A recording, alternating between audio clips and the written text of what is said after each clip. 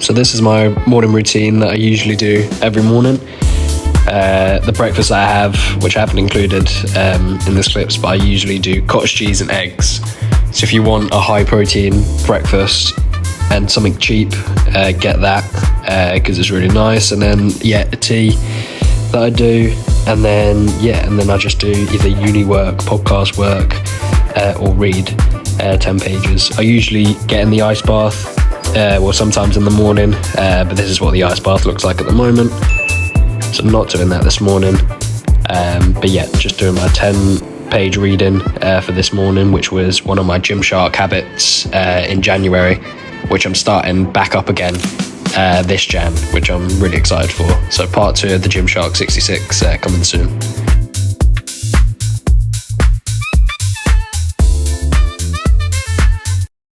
My usual routine when planning and recording an episode with a guest on the podcast, normally I go to Santander Work Cafe or Digital Jersey before the recording starts, just to revise my questions so that I'm not always looking down at the piece of paper, and that I know the questions and I'm just looking at the guests. It's also to put in the questions from you guys, the Slido questions, and just finish it up. In this case, this was the day of the James A. Matthewson recording. So he wanted me to go to the Superlux store in Liberty Wharf to record an episode, which I was more than happy to, and it was a great recording. So this one's coming out of 2026, but here's a little teaser. Which is called a tamper-proof DNA tag. Because we came across a situation, and actually it was with the Kate Moss collection by Tony Briggs, whereby we found somebody selling the artworks unofficially on eBay. Next up, I went gym straight after the recording. I need to get better at this year. Like I said, the Gymshark 66 challenge, I was really good at keeping up with gym. Towards the end of the year, I kind of slacked. But I thought I'd just add what music I actually listen to at the gym, and I thought this was a cool edit on CapCut that I really like, so here it is. Just keep watching, goes like this, on from the back, eyes on me, hate like that, just like this, kill for the night, you ain't biting, just keep watching. Can't get better than Tate McRae. If you're not listening to Tate McRae, I think I've said that right, then what are you doing? Because this is like the best music in the gym. Next up, I go for my walk, hosting an event, the Jersey Entrepreneurship Award 2025, the Young Entrepreneurship Award. So I was asked by someone to host the event for them, which I was more than happy to. So this is just going on a walk, just revising my lines, just making sure that I know everything. Turned out to be a great event. I've never hosted before, so this was one of my highlights of 2025, I think. I'll put in some clips in a minute, but first time hosting. Hopefully I'll get to host another event next year, do something like the Speaker Factor or that kind of event. So happy with how I hosted. Hopefully 2026 I'll get another opportunity, and I can improve. Entrepreneurship Award final pitch event 2025. Firstly, thank you so much for all of you for coming today. On behalf of everyone that's made this event possible, we really appreciate it. We're here to celebrate some of Jersey's bright young innovators and future entrepreneurs. Further alongside this, I'm doing a podcast named Island Driven, which I started a few months back, with the aim of inspiring other people wanting to follow a similar path to the people I bring on the show.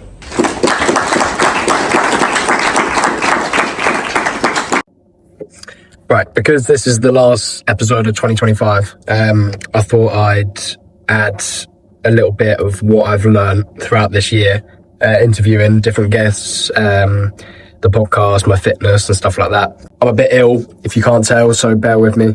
I've wrote down a few things that I've learned in 2025. The first one is starting young gives you a big advantage. From the people that I've interviewed, the people I've brought on the show, they're always surprised that I'm 20. And based on the questions that I've asked them, they've always said, well, most of them have said, just start young. Gives you a huge advantage, especially if you fail. You can just start again when you're older. You don't really have that advantage when you're much older. So that's probably one one lesson that I've learned. So if you do have a business idea, if you do want to just get out there and just make content on social media, if you want to start a podcast, if you want to start anything, I would start now. So then if you do fail, you have a lot more time to test it out and see if it works. And then the second one, I've realized with podcasting, I'm helping other people and their businesses. Obviously I knew that when I started out, but the first few episodes, 2, 3, 4 episodes, it was just for my benefit. As I was just starting out the podcast, trying to get people on, trying to get some views, some subscribers and stuff like that. Now I'm getting people messaging me to say, please can I come on, which is great. That was the main aim for the podcast, to get people to contact me to say, can I come on? So with podcasting, you're actually helping other people gain exposure for their businesses and for them. A few people like Sarah Atwood that I had on the podcast, she's just recently moved to Jersey.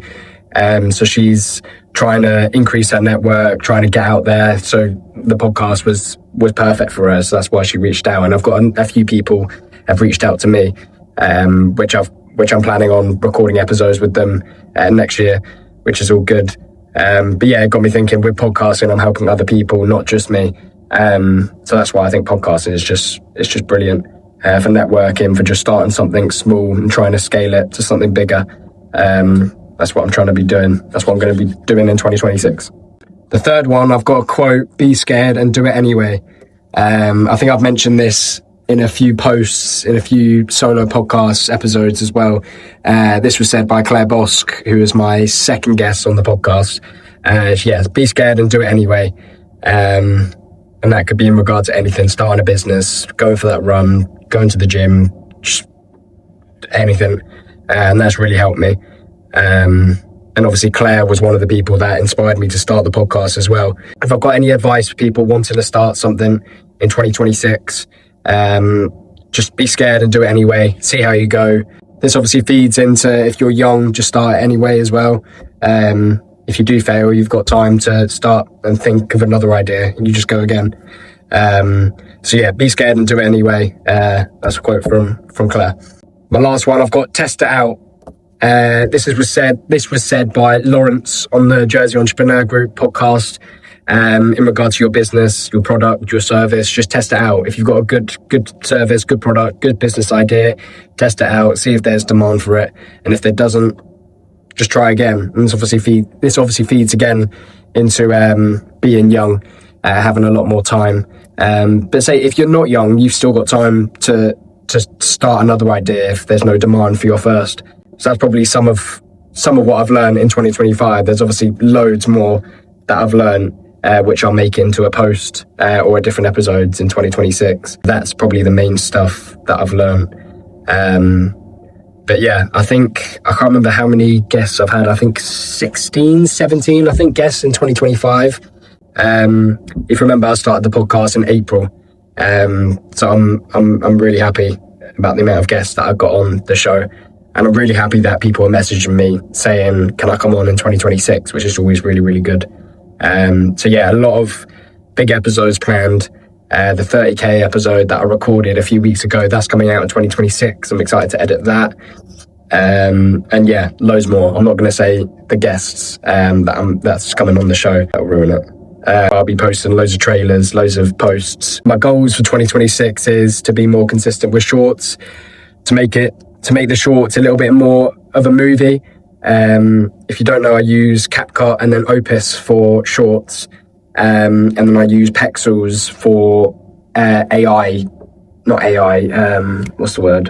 stock footages and stock photos and stock videos that I just put in to the shorts to make it look like it's more of a movie. So I need to be more consistent with that. When I publish the episode on Monday, I want all the shorts ready on Monday, so then I can just upload it Tuesday, Wednesday, Thursday, Friday, Saturday, Sunday. It's just to be more consistent with shorts, really. I've been good with releasing episodes 5 p.m. Monday, so I'm happy with that. I think I only missed one episode this year, due to just not having enough recordings. But now I'm in a solid place where I have 3 or 4 recordings just lined up, where it allows me to just edit them, and then I can just do more recordings, and it'll just back it up. So then I've got loads of recordings. So I'm happy with that. Yeah, and like I said, 2026, really excited. And yeah, hope you are too. Thank you again. I put a post out on my Instagram, but I'll say it again. Thank you for everyone that has tuned in, subscribed, liked, commented, come on the show. It's a big help, and I hope we can continue and get better in 2026.